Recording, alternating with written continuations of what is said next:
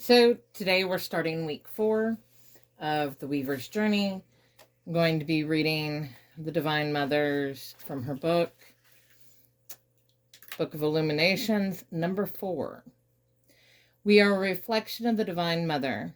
Her trinity of colors is our trinity. The pieces of us, the sides of us, the aspects of us. Within the colors is a map, a guide written in the stars to help guide us through our own life.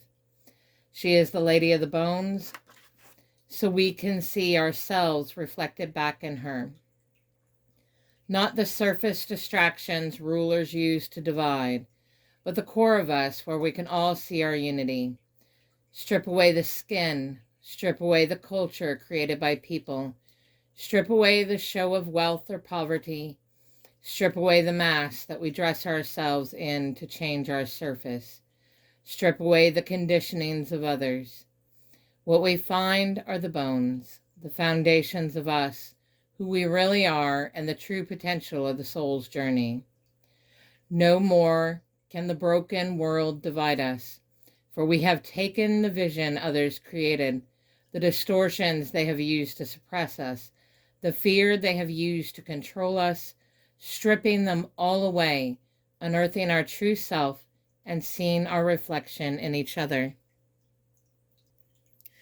As I said when we started this, that passage from the Book of Illuminations goes through the entire week. It's something I will read every morning as I'm getting started. After I bless my drink, I'll read the passage, and then I'll also read the contemplation that goes with that day. So the first 3 days is one contemplation, the next 3 days is another. The first 3 days, the contemplation is coming from her Book of Contemplations, number 11. Knowledge is information we learn. Wisdom comes from understanding the knowledge through personal experience of it. The knowing is the knowledge and wisdom that is known by and comes from the soul. So as I go through these days, I'm going to keep reflecting back on the main passage from Illuminations, but then also from a day perspective, that contemplation, what is that speaking to me? So this morning, when I rolled the Fates dice, it was acceptance, presence, healer, and the pink. And pink is all about love, compassion, and really heavily on compassion, that feeling. And the time was all times. I also did a quick spread with her with my Seasons of the Witch Winter Tarot. Reflections of the Mother in me. Surrender, content and joyful in what we have built. Root yourself into it. A new spring emerges. Keep following the path I take you down, bringing the pieces together. And that's what this journey is. It's a journey of depth with her. It's a journey of going deeper, going more, a different way of moving with the bond. So thinking back to week 1, instead of the exchange being the back and forth exchange, she gives me lessons, I do them, I grow, I transform, she guides, she illuminates for me. It is this movement of companionship, this movement of being in companionship with her and the energy. And that is the new exchange. It's not a back and forth. It is that contentment and joy of being in that companionship with her. These are just some of the reflections and things from this morning when I was, doing my morning routine, which I showed you in the introduction video of the Weaver's Journey. So this morning, last week was very wand, fire, emotion, and tension heavy. It was very heavy in the fire, spirit, soul aspect. Any conversation I was having with her when it came to having conversation in tarot instead of just trance. It was really heavy in fire. This week, it's starting heavy with swords. So the mind, moving from the aspect of soul into the aspect of mind and rooting it deep within my living self, my whole self. So soul and body together. It makes me think of that movement from soul to mind, from knowing, from an energetic knowing, the intuition, however you want to look at that, the knowing into making it into concrete within the mind, making it real within the mind, and rewiring the mind in that way. Generally, people work from the mind and then to the soul, but as we're not dealing with physical world, but spirit world, soul, devotion. So the direction's fitting. When asking for a peek at this week, movement-wise, just kind of trying to feel it out a little bit. It surrounds clarity of the mind, being one with the Divine Mother, being the reflection of her Trinity, and mastering that wholeness within my mind, living it as a state of being. Mastery of it in soul and feeling was the focus of the last 3 weeks, and I can see it, I can feel it. It's been an amazing journey. So I asked her, what is my strength as I start? And what she gave is, when I choose a movement, a path, I let it consume me. Sharp focus, deep dedication as I walk it. Really hone in, which is true. My weakness as we start, because I asked for strength and weakness, because I like to ask for both. So my weakness, see this to the end. No distractions, no second guessing, no thinking, oh, we need to add something in. No, this journey is just me, the Divine Mother, and my ancestor from Ancestral Soul, Adeliza. It's just the three of us. Everything that I'm doing in this work is just coming from the three of us. Stay on the path. Do not assume I know where it's leading or what is going to happen along the way. I'm bad about that. I'm bad about trying to see where the pieces may be leading, where we may be going.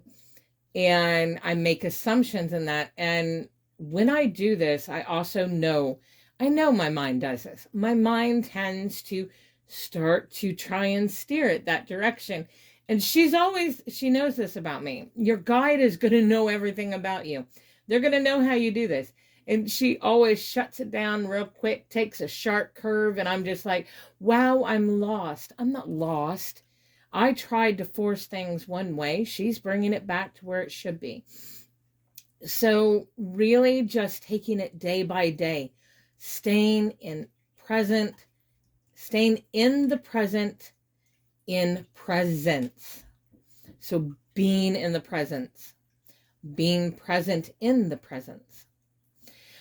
Adeliza, like I said, she really came forward. She's been quiet so far, which I get. The mother the last 3 weeks has been really reshaping some perspectives, setting some new foundational works for the path going forward. And, not that we got rid of anything, we just went deeper, a deeper perspective of it. And so I was asking Adeliza, okay, tell me whatever you want to tell me. In her first response, without practice, befriending, we are strangers. You know my youth, now know my crone, for there is a wealth you need there.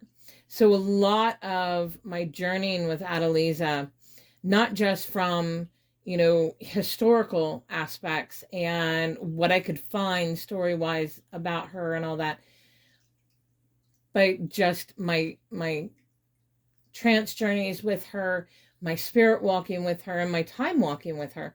That's been interesting, but we're not getting into that here.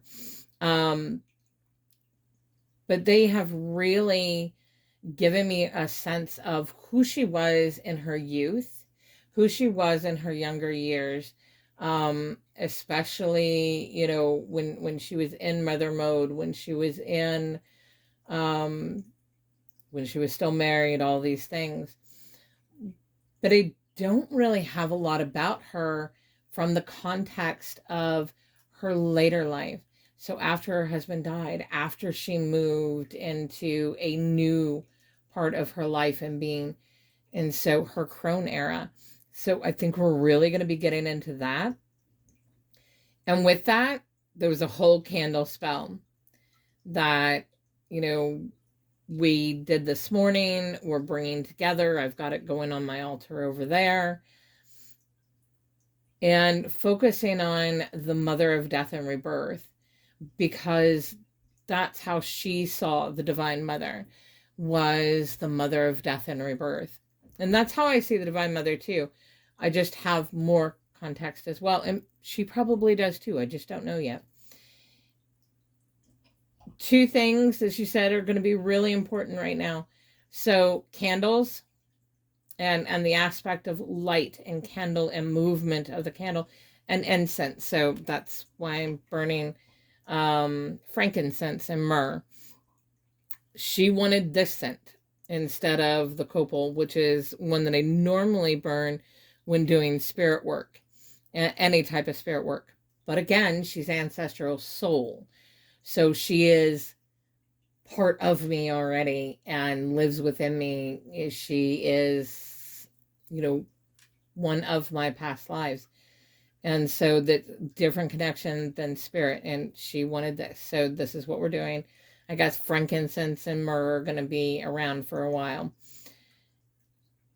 I'm also changing. So I was doing my consuming ritual, which I showed you at night. And I was doing it every night. But now we're switching to where I do it on Tuesdays and I do it on a Friday night. So the end of the 3rd day and the end of the 6th day. So wrapping up in those two places. I may do it in other ways because time walking requires part of that consuming ritual. It's a little bit different, but it is very, very similar to the consuming ritual. And maybe those two consuming rituals are only for the Divine Mother. Maybe I will be doing separate ones at different times when Annalise is like, we need to take a walk. And you need to see some things. I need to experience some things. And I also went and I decided to do my Fates dice with Adeliza at the end. Just to kind of, you know, is it different? Is it going to give me something different? And hers is flow of presence. And really talking about the guardian, the bridge between physical world and spirit world. So the Divine Mother's was acceptance of presence, and Adeliza's was flow of presence within that. So again, you know, super aligned. I absolutely love that happens. And by all of our statistics and physics and laws of probability, these things shouldn't work. Tarot shouldn't work the way that it does. The Fates dice shouldn't work the way that it does. But it works every single time. And it is absolutely perfect every single time. So I find that very awe-inspiring, very amazing. It brings me to that enchantment of mind, that wonderment in my practice and my craft, that wonderment in my bonds. And so, yeah, I'm just sharing that. I'm also going to put up on YouTube today how to say the Divine Mother's Rosary, her Unity Rosary. So if anybody is interested in learning more about that, I've touched on it. I've posted it a couple places in my Patreon and on my YouTube, and post. I had to think if it was that or if it was my website, but it was on my YouTube. For anybody that's interested, if anybody wants to try it out, it is a really great practice for spending time, getting into that space, being reflective, and building bond. If you are just at the beginning of building bond, this with the Divine Mother, this is a great great exercise to incorporate. Only takes about 30 minutes or so. And I know a couple of other people that have been doing this practice consistently for quite a while now with me.